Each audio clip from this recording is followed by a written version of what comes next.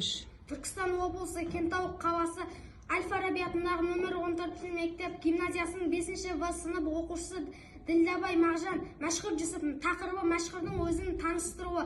Тірлік пен денсаулықта бастап ағым, одан соңғы дәулетім тілмен жағым. Құдай берген 12 мүшелерім, өз өнерім өзіме алтын тағым.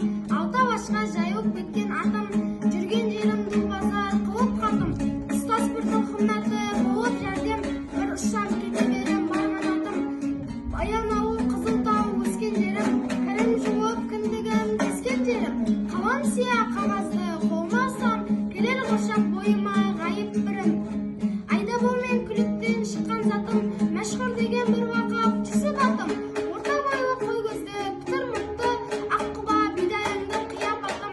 Жылым қой, 9-5-ке келіп жасым, жарастықты көрнекті сақал шашым. Жел қайықтай жерсізге есімше едім, тұрған күнде дымап өрге тасым.